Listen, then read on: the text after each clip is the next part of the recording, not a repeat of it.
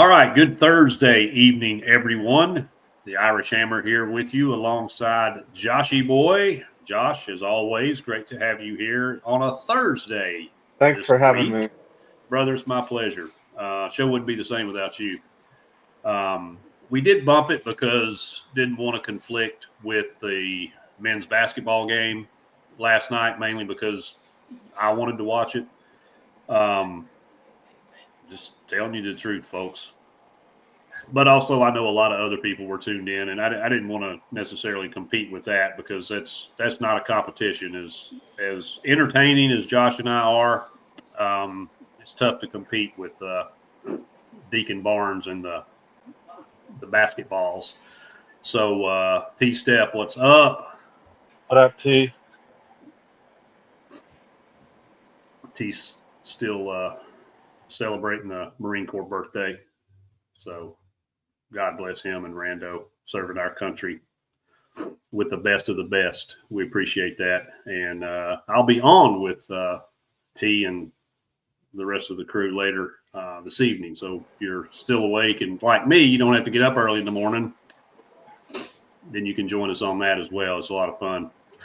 Be interesting to see what Rando has to say after that. About his Kentucky Wildcats. About the Wildcats going down to Louisville or Louisville, as they tell me to say it. Anyway, but we're here to talk about football. So my apologies, little sidetrack there. Just a quick recap. Oh yeah, that's right. T is out in New Mexico. Let me put these up here. I don't know if y'all can see them. I have trouble reading them because I can't see anyway up close. So I have to really squint. But T's in Las Cruces for work, and he's letting the New Mexico State folks see his lovely orange. So oh, nice. T out there repping for us in New Mexico. So anyway, so last week, just a quick recap. I went 7-3 on official plays for a total of 17-4. Went 10-1 on the teasers. Did get bit by, I forgot which one it was. I don't know which one it was. Anyway, it doesn't matter. It lost. But pretty pleased overall with that week. Josh, you came in 6-6, 4-2 on the teasers. That's good. Couple snake bites there. The USC first half was by a hook, and then Bama their offense just didn't click. Like we both thought it would. But still pretty solid week overall. And looking ahead to week 12, it's crazy. We're in week 12 of the college football season. Man, it's going quick. Thanksgiving here in Going by 2 weeks, man. Yeah, it's crazy. So anyway, we do have a game going on right now, which is, the horse is already out of the barn. But I did take Troy in this game. I took him at plus 11 and also at plus 21 in a 10-point teaser with the Thursday night NFL game, which I bought the Patriots down and the total to go under as well, because I don't think the Jets are going to pose much of a threat offensively to that defense or anybody's defense for that matter. I can't believe, dude, they're running Justin Fields back out there under center. Like, yeah. Does he have, like, incriminating pictures against Aaron Glenn or something? Because if I'm the owner, the GM, whoever, I'm like, look, Coach, I know he's your boy and all, but I'm playing Tyrod Taylor all day, every day. Like, there is no way I run Justin Fields back out there. He can't complete a damn pass. It's ridiculous. Yep. So, anyway, I do like Troy. Old Dominion's lost 5 of 6 November games at home, which is really odd. I never would have guessed that because that's the thick of their conference schedule. They failed to cover in all 6 of those games. Troy's covered 12 of their last 14 road games, And while this Old Dominion defense is pretty good, I think Troy's offense is good enough to keep them in this at least by, hopefully 10 or less. But just I don't know if anybody's watching this game, probably not. But Troy gave it away early, and Old Dominion capitalized, went up 7-0 on them, and then they almost turned it over again. So I hope they can work that out, because if they keep turning the ball over, this Old Dominion team will make them pay, and it'll get ugly quick. So anyway, there's that. So maybe jump in on it live or something if you're so inclined. I'm a big live in-game bettor. But that's that. So that takes us to Friday. And Josh, you got anything in particular you like on Friday? We got 2 games for Friday. Yeah, I got a lean for Friday. Okay. All right, so Oregon the last few weeks has not licked its normal Oregon self. And I feel like they're gonna need a bounce back spot, a get right back spot, and where other to do this than tomorrow against Minnesota at home. Minnesota has been solid this season, but I like Oregon laying the 25.5 week before big game at home against USC, and I don't see how this Minnesota team can stop Oregon's offense. I think Oregon in a get right spot tomorrow night against Minnesota. Oregon minus 25.5. Yeah, I think PJ Fleck's more of a wreck the boats type than row the boat, and making that trip against this team that they were lucky to get out of there with that win. We were all over that game with Iowa and the points. Yeah, but I think it's a different animal playing at Autzen against this Minnesota team that year in, year out, PJ Fleck seems to never live up to the hype and his reputation. So, well, great. Old Dominion's up 10-0 now. You can jump in at plus 17.5 right now. So, anyway, sorry. I had to pull that up to look at the next game I'm about to talk about, see where the spread is now. It has not moved. So, I'm going to look at the Louisville-Clemson game. At the beginning of the season, this would have been a circled game. It was for me. You got Miller Moss against Cade Klubnik. As many times as we see him and hear his name, you think I could get it right. Nope, not tonight. So Clemson definitely has been a major disappointment pretty much in every facet. I mean, Clemson, they can't run the ball to save their life. They can't defend the pass to save their life.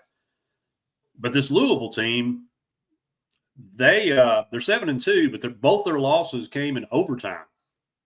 So they legit are a play or two away from being undefeated and being 9-0 and flat slap in the driver's seat in the ACC. So, the spread at 2.5, over-unders at 51.5. I don't see a ton of points in this game. Kind of liking the under.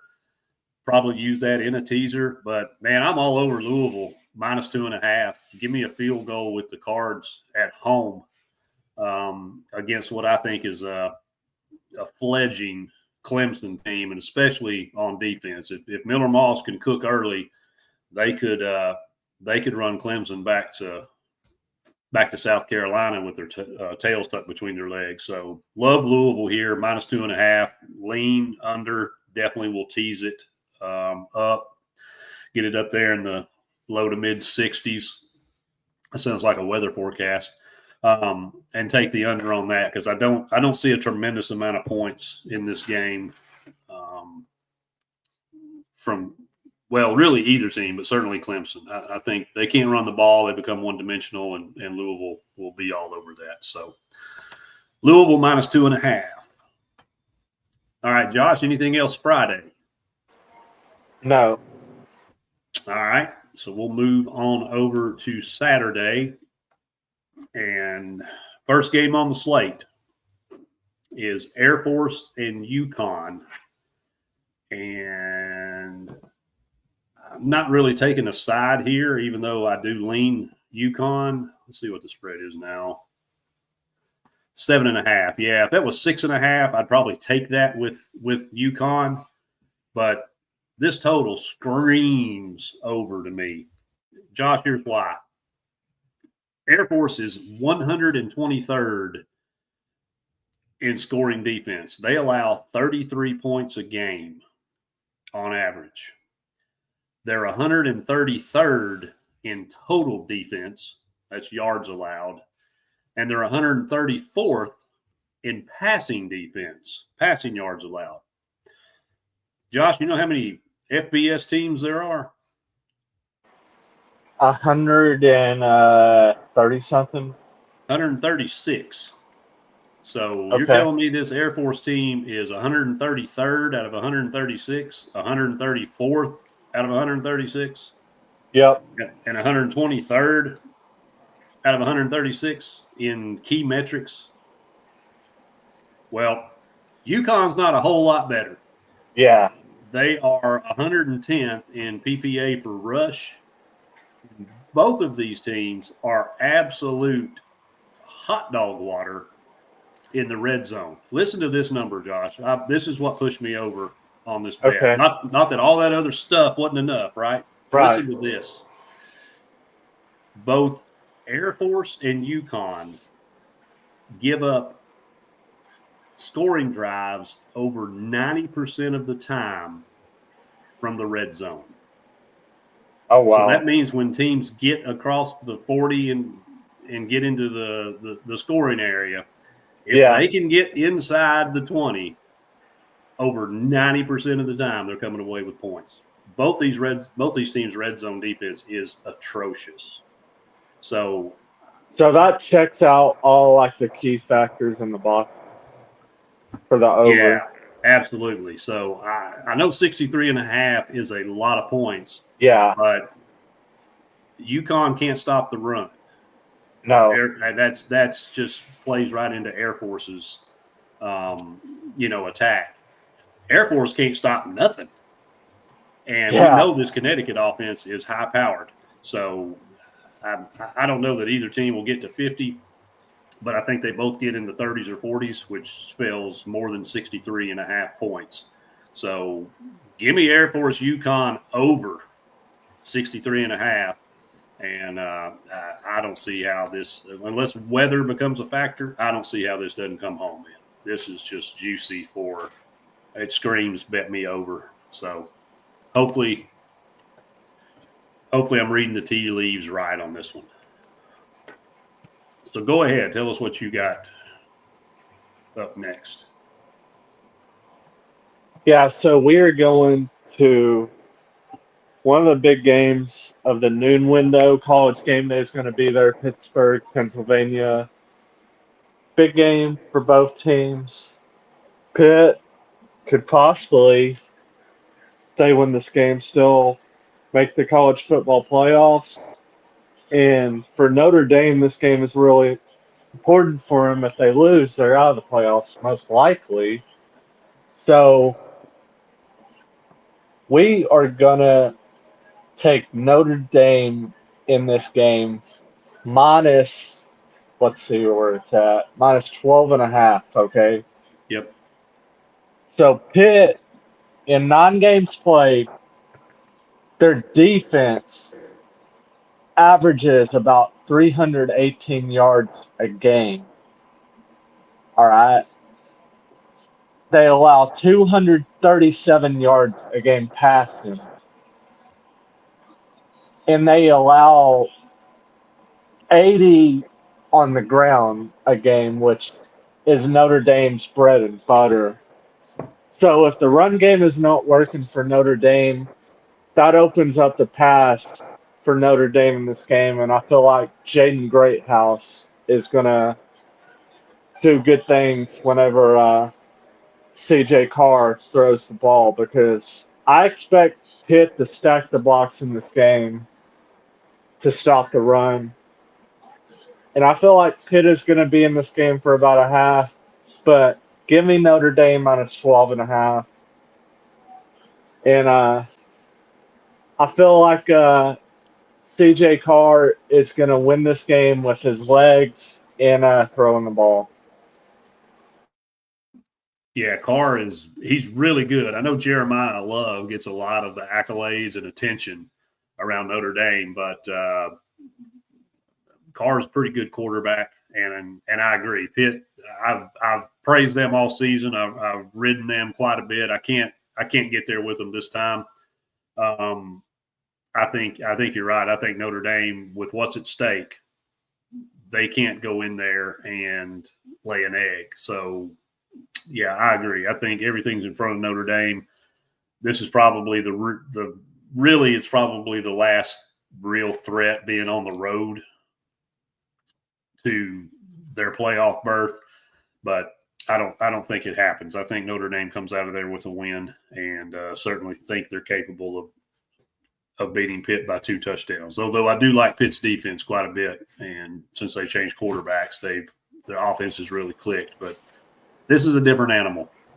And Hammer, I want to say before we get to your next play, I just find it crazy that Jeremiah Love is not like getting a lot of Heisman love. He's 40-1 to win the Heisman. I get it, Mendoza, Ty Simpson, and Sayin, they're having great seasons, but I am really surprised that Love's odds are not like really, really short.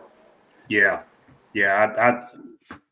It's kind of like the MVP in the NFL. The Heisman's sort of become a quarterback award, and quite frankly, kind of a joke of an award if you just want to come right down to it. Yeah. But yeah, that's probably one of the reasons why the odds are so high, is because he's a non-quarterback.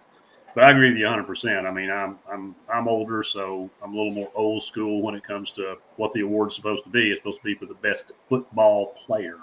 Yes. Regardless of position, and they never get it right.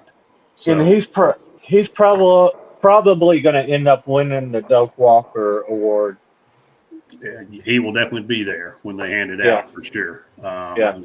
And based on how they finish out, could go a long way. Even he could have some great numbers, but if they don't close out strong, that's gonna hurt him. Oh yeah. So yeah, I agree. I agree with you there. Let's see. All right, so next game I want to look at, another quarterback I'm pretty high on is Brandon Sorsby, who is the quarterback for the Cincinnati Bearcats, and they will tangle with Arizona this week as they come to Cincinnati. And, of course, I think since he was off last week before, though, they got absolutely lambasted by Utah. And conversely, Arizona just came off of a big win against Kansas. They were down in that game, and Fafita brought them back to get the win. But if you look at stats, Sorsby and Fafita both sucked in those games. So I don't know necessarily that Arizona is a get-right opponent for Cincinnati, because, I mean, they're a pretty decent team. We've been on them several times this year. So it's not a disrespect to Arizona, but I think this is where Cincinnati kind of breathes, resets, and I expect Sorsby and company to come out with a little something to prove, because that Utah loss, I'm sure, has left a bad taste in their mouth, and they got to get some stuff right. So I like Cincinnati here. -6 is where I got it. Let me see. It's 6.5. I still like it, even though it's -105 now at 6.5. I'm sticking with it. Definitely will throw that one in a teaser. Total on this game, 56.5. I think we will see some points. But I think Cincinnati is a better team overall, and they have a little bit stingier, a little bit more consistent defense. I've seen Arizona give up some chunks and some big points this year.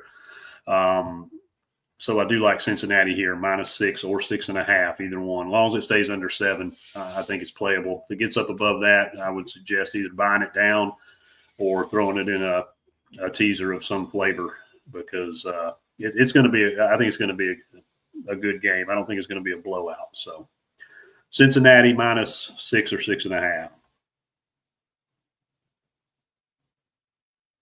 All right, Josh, what you got next? All right, next game we are going to Greenville. We got an American Athletic matchup. We got Memphis taking on East Carolina. And I need one more win from the East Carolina Pirates to cash my over 6.5. So I'm going to give out 2 plays in this game. The first play I'm going to give out, shout out loose in this one. I'm taking the over first half, 27.5 points. First half over between both teams. So East Carolina and Memphis, their defense, both of them, yards per game, East Carolina gives up 362 yards a game. Memphis gives up 357. East Carolina gives up 220 passing per game. Memphis gives up 230. And on the ground, East Carolina gives up 106 and Memphis gives up 127. So I did a little digging and to see why East Carolina is favored against Memphis.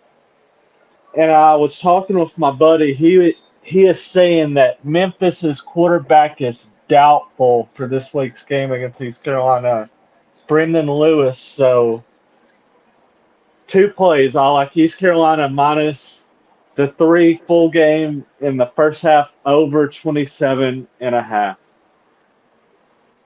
All right. Well, it wasn't the next game on my list. That was Southern Miss and Texas State. But the game after that was East Carolina -3 and Memphis over 28.5 first half. So if you got it 27.5, you got a better number than me. And now I don't know where DK is, but FanDuel is up to 29.5. DK's at 27.5. Okay, well, I'm going to go find it on DraftKings and bet that as well, because listen to these numbers for you. East Carolina in the first quarter this year is averaging 10.3 points in the first quarter. Okay. Memphis on the year, and Luce and I know this all too well because we bet it every week. They're 9-1 in first half overs. Wow. What was the only loss this season in the first half? I think it was one where it got up to like 32.5. That wasn't the Arkansas game, was it? Let me look, because I can find it real quick, because unfortunately, Bruce and I have not been able to connect on Fridays, mainly because of me. And I always write his plays down.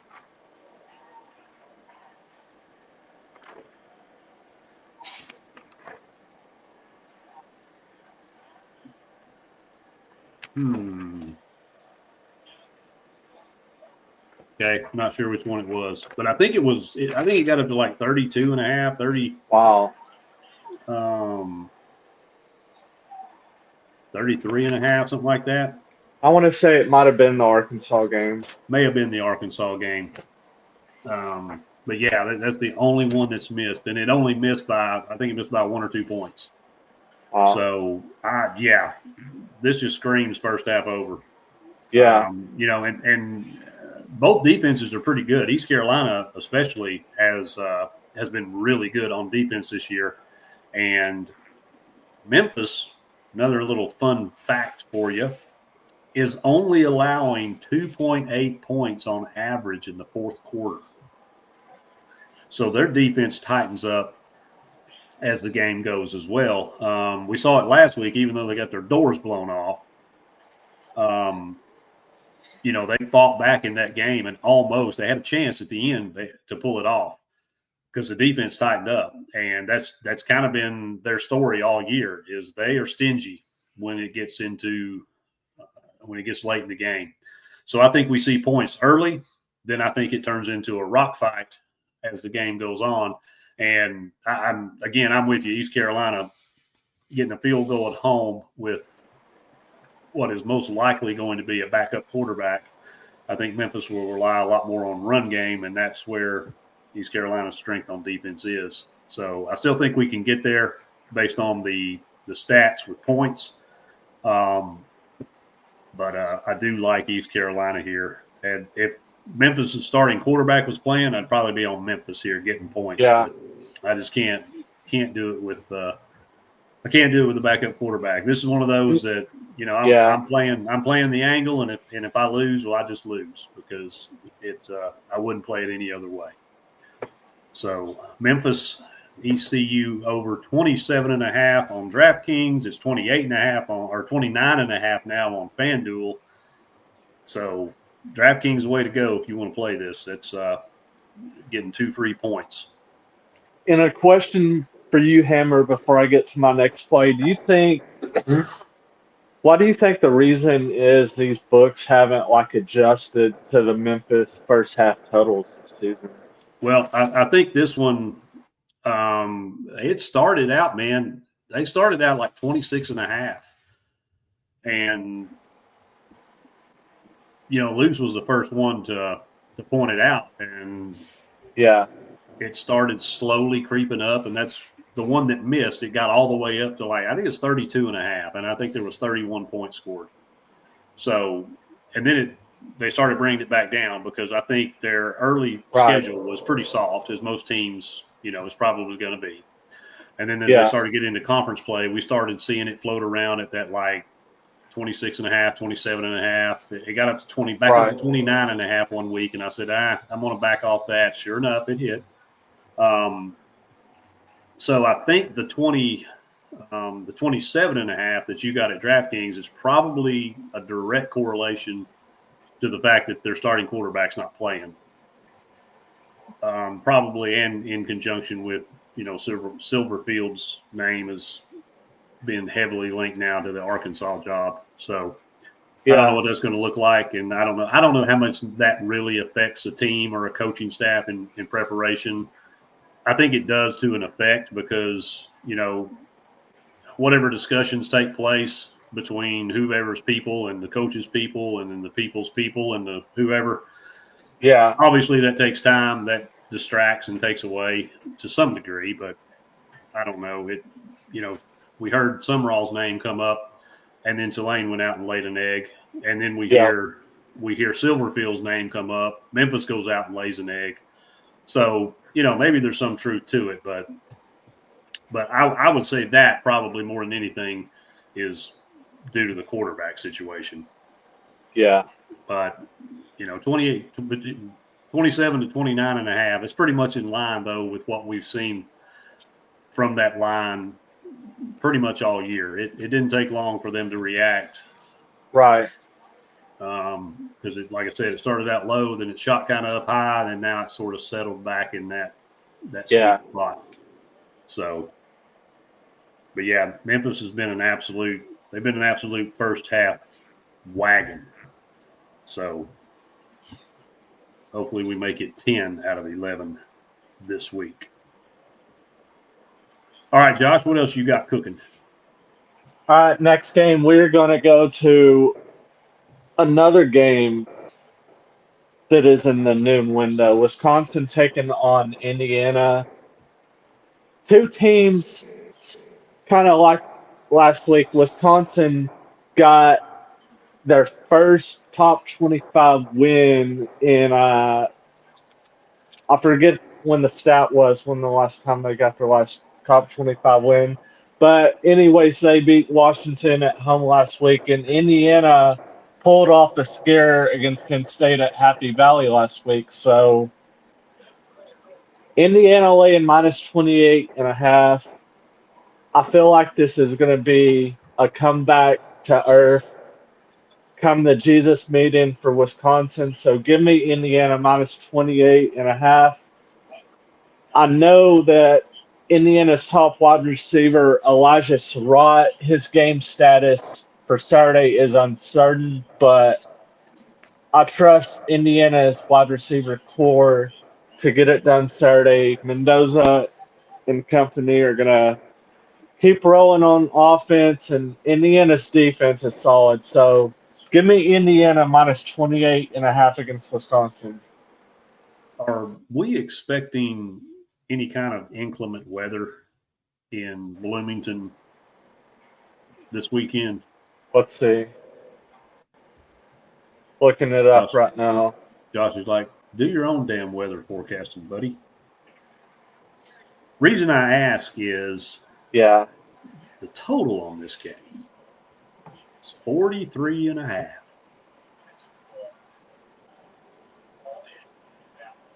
I'll just go ahead and throw this out there. That's really low, man. Wisconsin's defense is not Penn State's defense. Okay? No.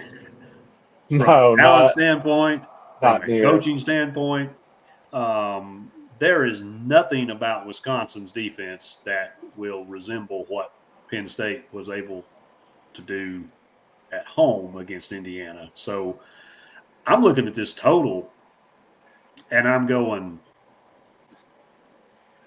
really? Indiana can score that by themselves in the first half.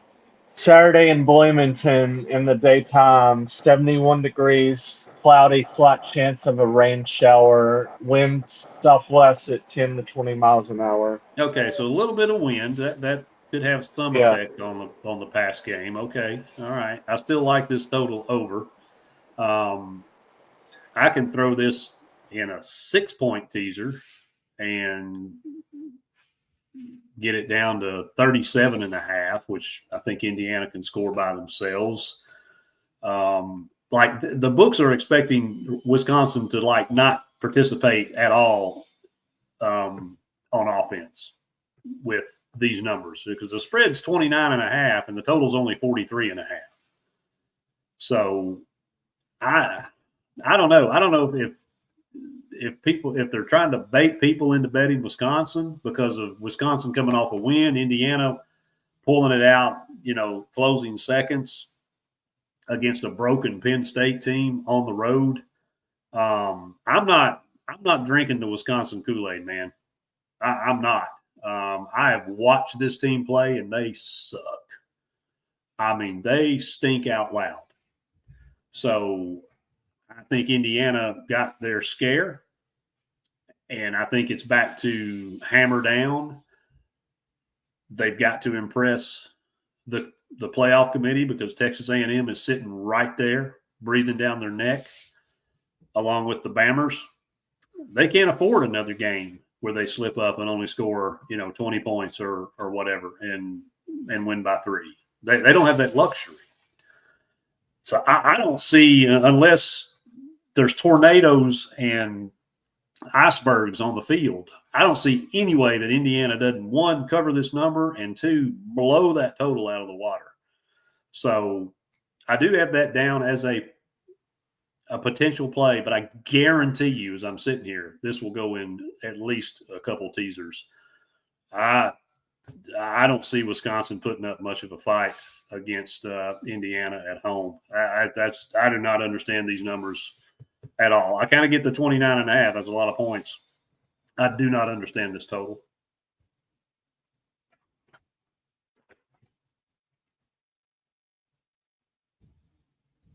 What number did you get it at? Did you say 28.5? Yeah, 28.5. Make sure I write the right number down because that matters. Got to do numbers good when you do this stuff. Yep. So, all right. Let's see. My last official play before I throw out some games that I like, sides and leans, and definitely will be parlay and teaser pieces. And we're going to go to Daddy'sburg, Mississippi. I guess we can still call it that, right, Josh? We can still call it Daddy'sburg, even though Daddy left to go Yeah. west. Yeah, Yep. he still owns that poverty town. All right, we've got Southern Miss taking on Texas State. Folks, you want to hear want to know the best quarterback that you've never heard of?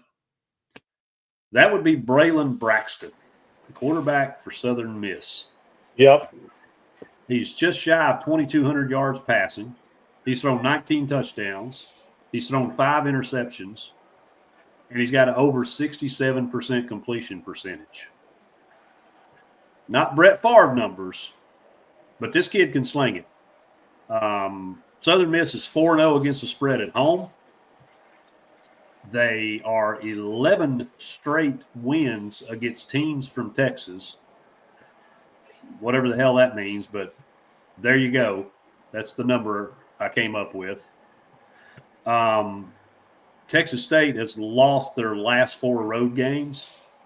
And this is the real interesting one, Josh, that put the candle on the cake. Yeah.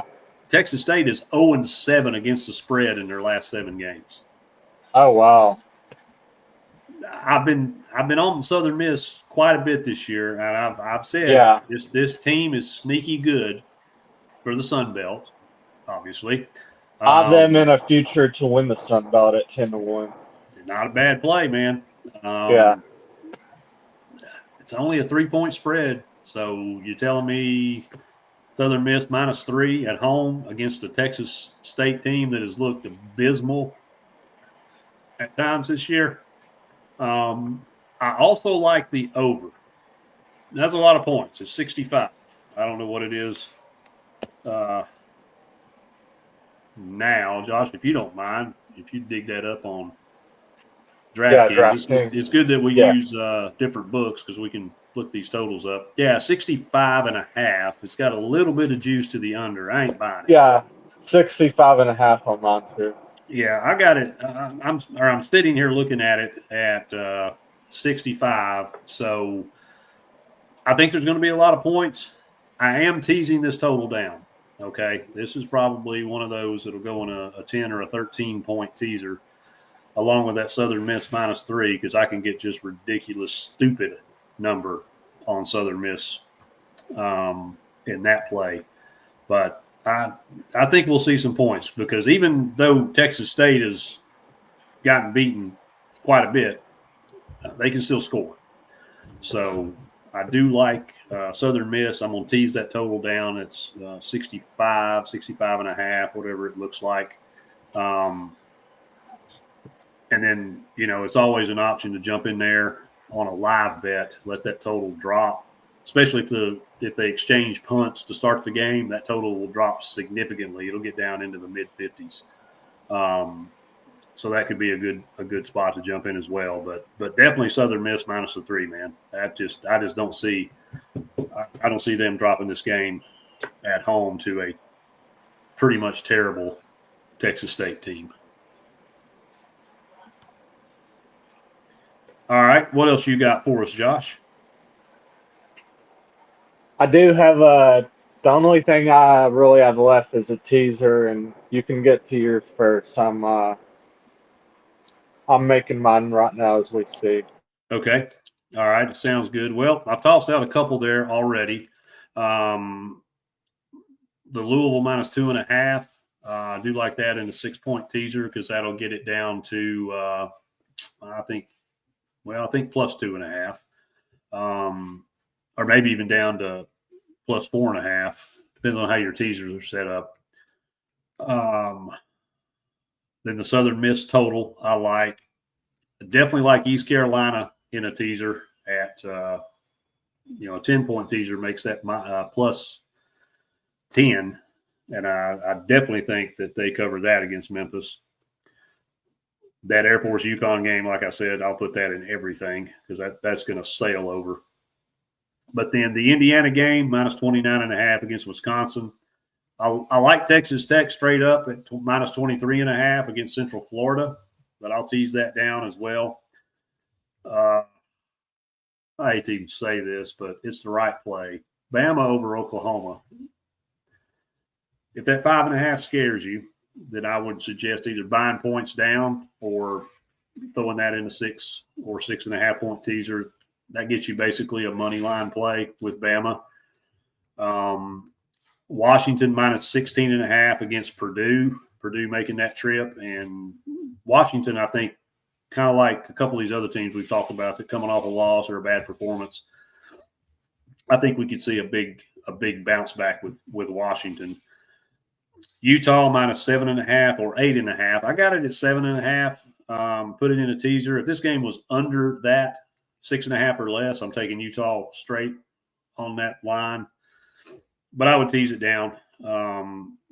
Utah's rolling right now, and I don't think that Baylor has either the horses to keep up. Utah's got probably the best offensive line in college football. I mean, they run the ball at will. I don't think Purdue's got anything. Baylor has anything to slow down Utah that much. So, love Utah here. Then the Mississippi State Missouri game, I think is just a flat slap under. It's 51.5. Of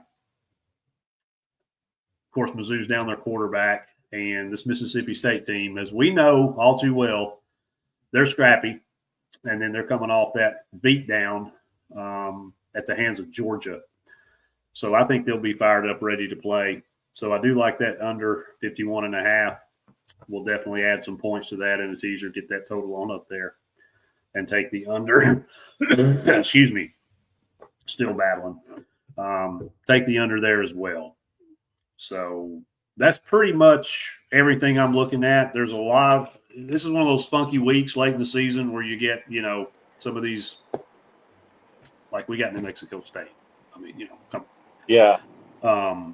You just get some of those games this time of year. So I didn't see any crazy spread. Like I hit the Citadel last week covering that stupid number against Ole Miss. Didn't see anything out there like that really intrigued me. And some of these bigger games like Georgia, Texas, I don't know what we're going to get out of Georgia's defense. We don't know if Arch Manning has legitimately figured shit out or if he's just caught a break. We'll find out for sure. Yep. Because one of these teams isn't going to make the playoff after Saturday. So some of these I just don't have a good enough feel for or haven't dug into anything that made me make a definite decision either way. So, and I like some of these other conferences as well. But a couple SEC games in there that I do like, and of course we'll have our Vols and New Mexico State picks here shortly. But Josh, you've been in the lab here while I've been flapping my gums. What have you cooked up? I cooked up a 6-leg teaser. So the first leg we got Duke, took it down from Duke minus 4.5 to Duke plus 1.5 against Virginia at home. Second leg, we got Notre Dame minus 12.5. Take that down from 12.5 to minus 6.5 against Pitt.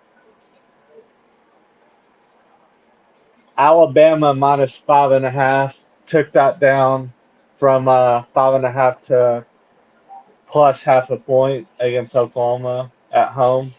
Yep, basically gives you a money line play on Bama without paying the money line price. Right. Next one, we got Georgia minus 6.5. Took that down from 6.5 to 0.5 point, basically a money line against Texas.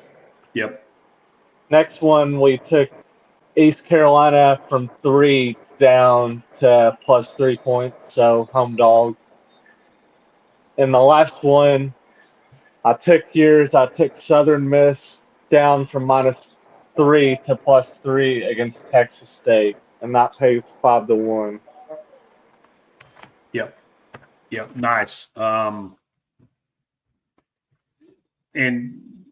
if y'all don't want to play a straight 6-leg teaser, I mean, you can always use the alt spreads, alt totals, and make it whatever you want.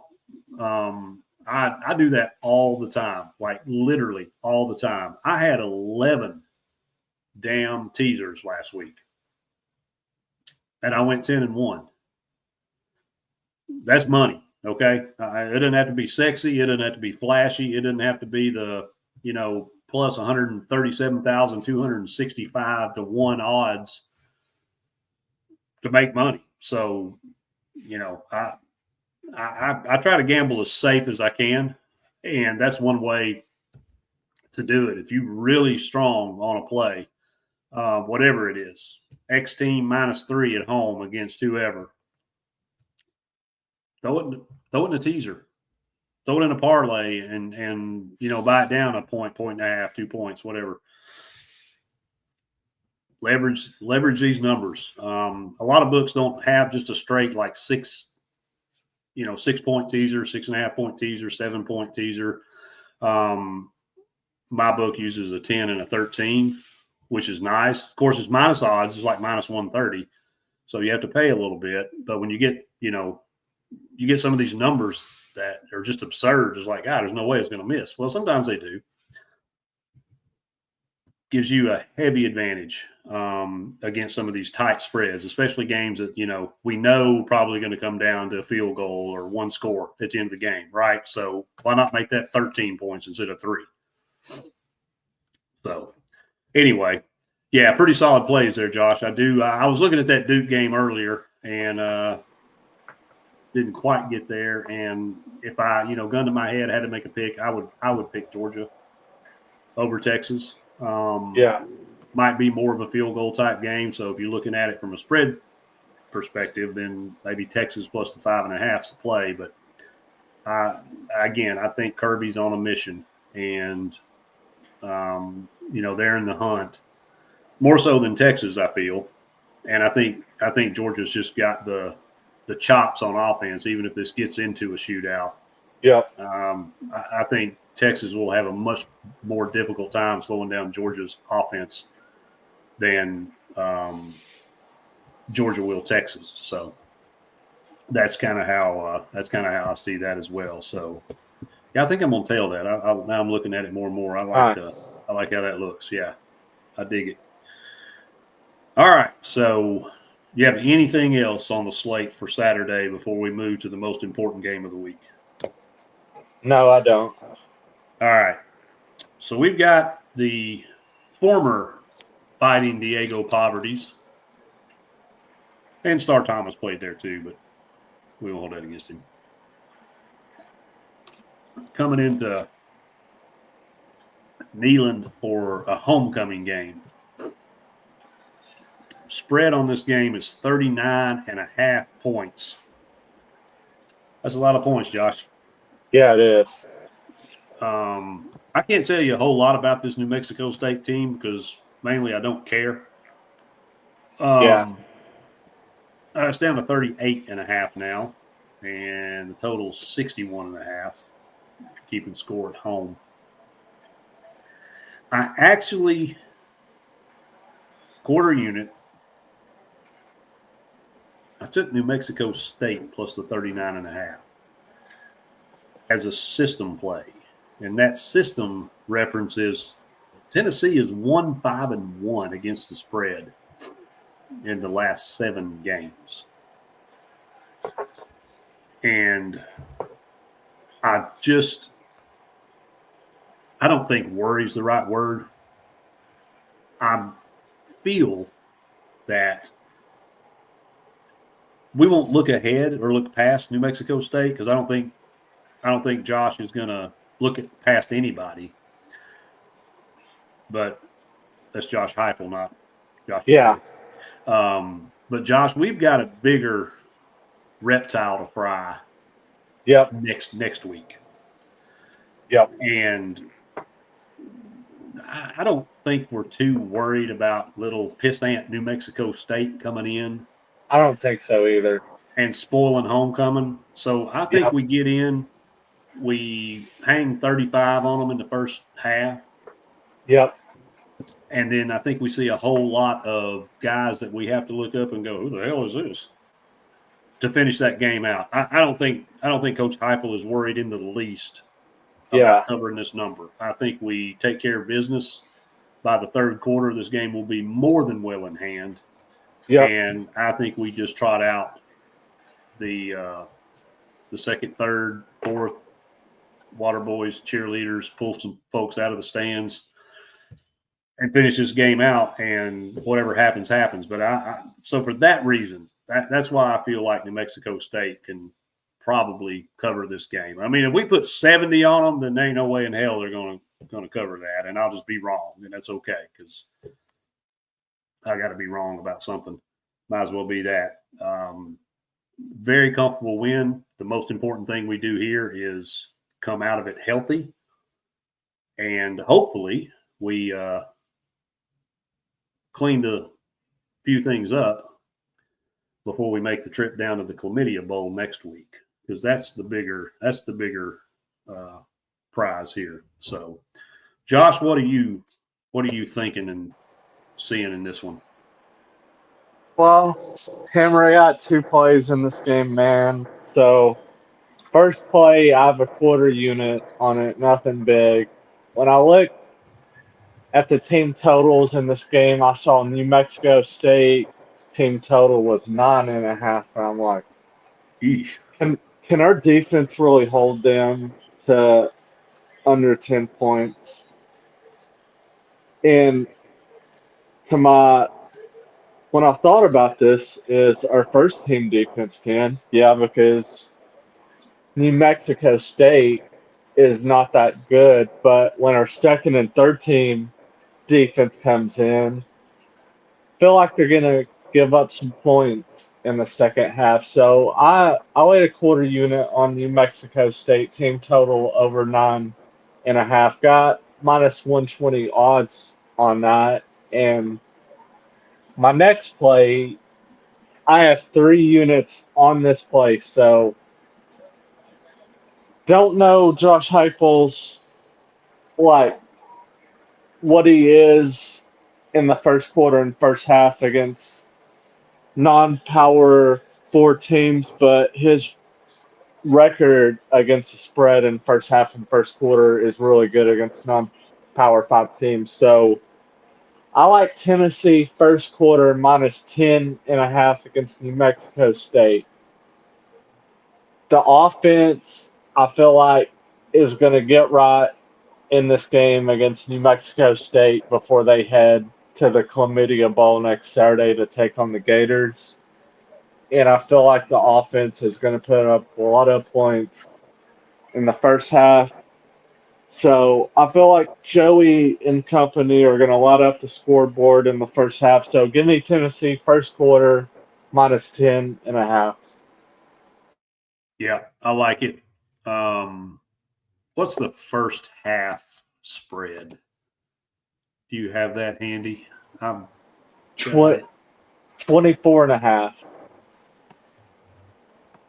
I like that too. Oh, FanDuel has it 21.5. Even better. Make that official play, y'all. Yeah. That's why I love doing this live, because we get to talk back and forth on this stuff. Tennessee minus 21.5 first half. Yeah, you can't typically move the lines on first half plays, totals or spreads. So that's where you definitely want to shop around and see if you like the play. Shop around, see what you can get the best odds on. It is a little juiced on FanDuel, minus 132. I don't usually like paying more than 120, but I will on this to get 21.5. Hell, Josh, they could have 21.5 in the first quarter. Yeah, easily. So, yeah. I will say New Mexico State did play Kennesaw State tough. They back on the last week, 24-21. That Kennesaw State team is pretty good. Yeah, they are. And they played at Western Kentucky, and it was 35-16. Kennesaw State, if you haven't been paying attention, it's their first year in FBS. Yep. And man, that's a good team. I have bet them time and time again this season, and they've been rolling. They have been. And that game was at New Mexico State, so not saying that Kennesaw State's defense is better than ours. I'm just telling you that that's a damn good football team, and New Mexico State put up 21. So that 9.5, I think that's a great call on team total for them, because I think they can backdoor cover that. Even if it's late in the game, I think they could probably get there 10, 13 points. Yeah. Love Tennessee over 10, minus 10.5 in the first quarter, and I'm jumping all over this minus 21.5. First half on FanDuel. If I find it cheaper than that, which I highly doubt, take that as well. But that's a beautiful play right there on FanDuel. Holy cow! Yeah, it is. So yeah, I think all in all, it should be a pretty comfortable win for the boys. Just watch out for that backdoor cover late in the game. And again, I'll say it again. Hopefully, we clean up some things that have been haunting us. I have a hard time believing this late in the season a whole lot's going to change. But hey, that's why we're fans, and that's why we're Ball Twitter. So, well, all right, my friend. Anything else that you want to look at, talk about? NFL, college basketball, anything at all? Two things really I wanted to point out. This is Kennesaw State's second season in FBS. Okay, second. Yeah, I couldn't remember. I knew they were very new to FBS. So, yeah, second season. Thank you. And second thing, Purdue is up 80-77 on Alabama with 146 left in college basketball in the second half. Oh, snap. Yeah. Well, the Meteor was the best outcome for me in that game. I couldn't really find odds on it, so I couldn't play it. Yeah. You have to decide, it's like, which eye do I want to poke out? Right. So either way, however that goes, I'm going to laugh. But that's very interesting because Bama was favored in this game, oddly enough. I mean, we're talking about the number one team, right? Purdue. Are they still ranked number one? Okay. Yeah. I'm slowly starting to get into betting basketball. Yeah. But I'm not. It's still football season, man. So I can't commit. It is a ton of time to it. Hopefully now that I've got some breathing room with some of these projects for my real life job, I can dig into it a little more and maybe even do a short show on college basketball coming up. But Bama was, if I read it right, saw it right, Bama was favored in this game, which I thought was goofy. But anyway, so that'll be fun. Sounds like that's going to be a fun finish. Yeah, it is. And the under definitely will, I think, come in on this one because it was up there. I think it was like 174.5 or something stupid. Oh, wow. And I thought, man, that's a lot of points. So yeah, a lot of points. So yeah. So all right, man. Well, I don't think I have anything else. I haven't dug into the NFL deep enough yet to really speak to that as intelligently as I would like. Did you Luce play? and I, oh, go ahead. go ahead. No, I was just going to say, Luce and I think will be on Friday. Did you play anything in tonight's game? I did. I took partnered with that Troy play, that plus 21.5, or excuse me, plus 21 Troy. I got the Patriots at, I think, pick 'em. And I got the total under, well, shit, hang on. Sorry. I can say shit, right? That's okay. Yeah. Okay.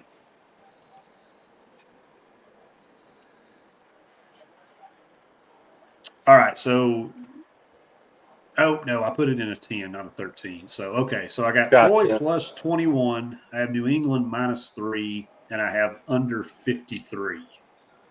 That was a $50 play. It pays $38 because I'm limited to $50 on teasers and parlays because I took so much of their money.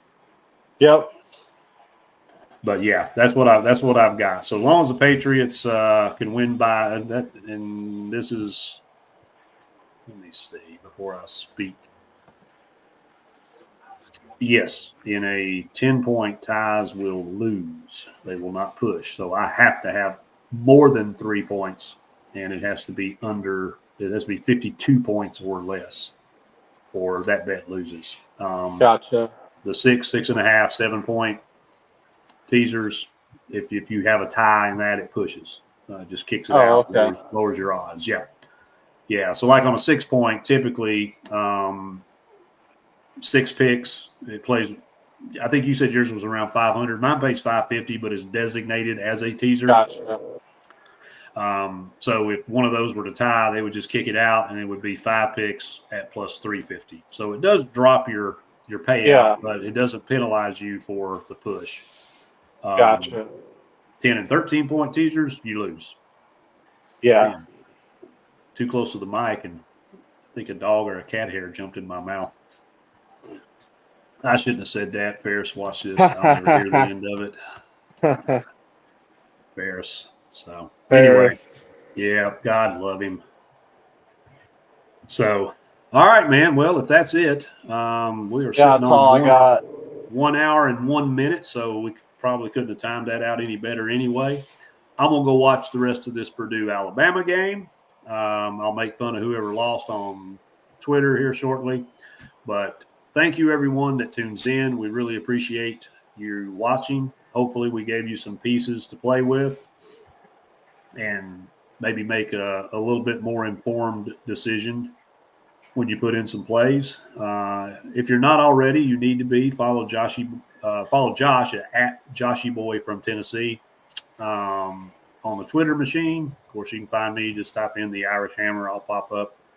And I always encourage everyone to follow the podcast page. It's at DTH Podcast, Dropping the Hammer Podcast. Trying to build that up. The more I build that up, the more I will do giveaways on some of these plays that cash out. And also follow Loose at Loose Bets. And then our God's favorite idiot, David Ferris at Ferris TN. Ferris needs all the love that he can get. He's very attention deprived. And so, yeah, just follow all the guys because they're the ones really that make all this stuff happen, make it fun and entertaining. I just get on here and run my mouth. So I appreciate, Josh, you as always for taking time to be here. Love you too, brother. And look forward to cashing these tickets. And we will catch up with you next week, hopefully back on Wednesday, normally scheduled programming time. Till then, go Vols, cash some tickets, and we will see you soon.